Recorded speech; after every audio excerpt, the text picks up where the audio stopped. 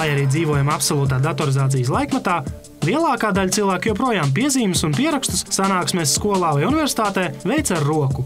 Lapa pie lapas, klade pie klades, un drīz vien mūsu lekciju konspekti pārauga nepārskatāmā informācijas jūklī. Gluži vai neticās, kāpēc tikai tagad nejauši atklājām OneNote aplikāciju, kas informācijas pierakstīšanu pārvērš pilnīgi citādākā, daudz racionālākā procesā. OneNote ir elektroniska klāde, bet principā klāžu bibliotēkā.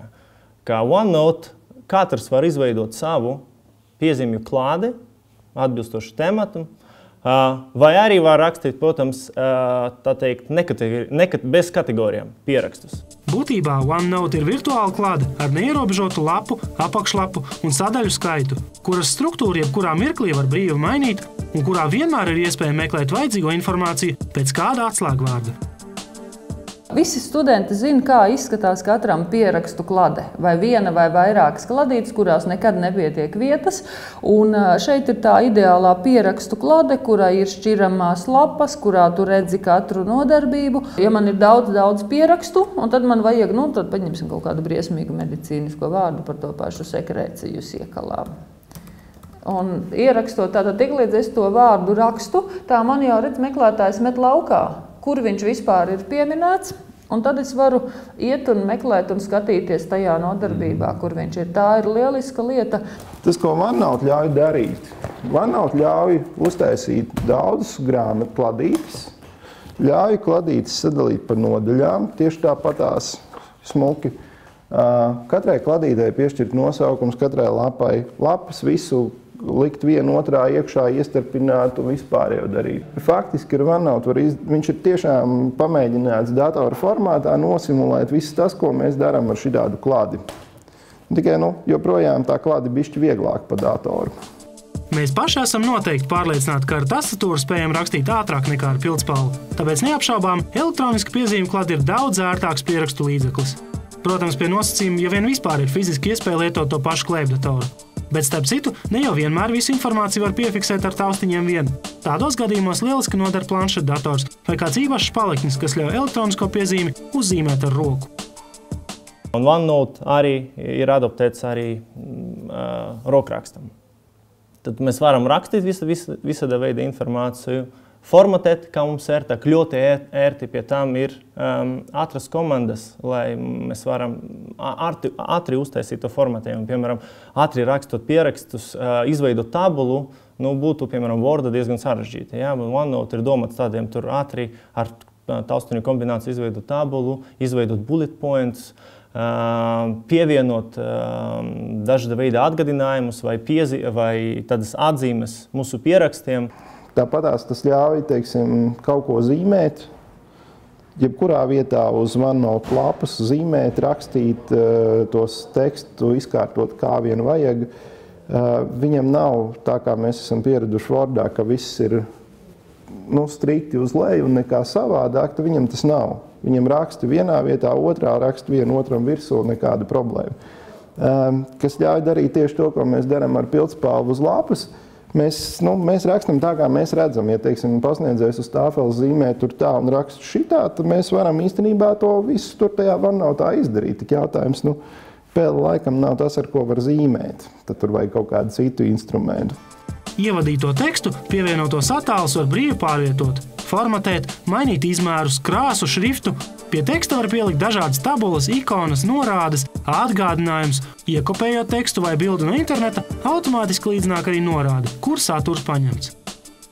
Man baigi patīk šī logo. Es gribu arī tādu bildi, kā es varu izmantot. Viens no variantiem, ja es runāju par to darbu ar ekrānu, ar bildēm, ja es varu paņemt un izgriezt. Ja, piemēram, un tā es smuki ievietoju sev bildi, pat ar noradi, no kurienes es to izkopēju, ja? No kāda raksta un tā tālāk. Ja bildē ir redzams teksts, tad programma to spēj automātiski atpazīt un dod iespēju jums to rediģēt tālāk pēc saviem ieskatiem. Pie piezīmēm var mierīgi pielikt klāt arī vajadzīgos failus, lai tie vienmēr būtu par rokai. Šī ir tikai maza daļa no tā visa, ko iekš OneNote var paveikt. Turklāt būtiski, ka ar šīm piezīmēm mēs varam strādāt pat no dažādiem datoriem, un vienu to pašu elektronisko piezīmju kladi kopīgi varam lietot arī vairāki lietotāji. Atliek vien koplietojamo piezīmju kladi izvietot tīklā un dot citiem piekļūt. Arī maniem pārējie komandas biedri var ātri sākt strādāt kopā ar mani, aizejot uz to internetu lapu. Viņi var sākt strādāt vai no interneta, vai atvērt savu OneNote, tad viņu datora aplikācijā lejupielādēs to klādi. Un turpmāk mēs visi kopā strādāsim tādā sinhrona veidā. Tikko viens pievienoja savas piezīmes, citi, tas notiks sinhronizācija, un citi arī redzēs tas izmaiņas. Ja? Un pie tām tas OneNote tieši ir ļoti ērts šādam komandas darbam, jo viņš arī iezīmē informāciju, kas ir nesen ievietota, kas ir jauna informācija, un arī var redzēt autorus tā informācijai. Tad katrs varētu redzēt, kurš ievietoja kādu informāciju, un vai tas cilvēks redzēja vai neredzēja. Nav šaubu, ka ne jau visiem datorlietotājiem ir šī datorprogramma. Tāpēc nav nekādu problēmu no piezīmēm izveidot izdrukājumus dokumentus, piemēram, visiem pazīstamajā PDF formātā. OneNote var izmantot arī kā diktafonu. Ja? Žurnālistiem tas ļoti patiks, ja? Vai arī varbūt studentiem konsultācijas vai arī principā biznesa sarunas, biznesa pārunas. Mēs varam izmantot vienkārši ieslēgt skaņu ierakstīšanu vai arī video ierakstīšanu. Taču nav jau tā, ka lietotājiem nebūtu arī pieminams kāds trūkums, jo pasaulē jau neviena datorprogramma nav ideāla. Programma ir lieliska, bet pietrūkst man divas lietas. Pirmā lieta, kas man pietrūkst, jo man patīk jaunās versijas. Un es jau lietoju jau 7, jau nolietoju, lietoju 10.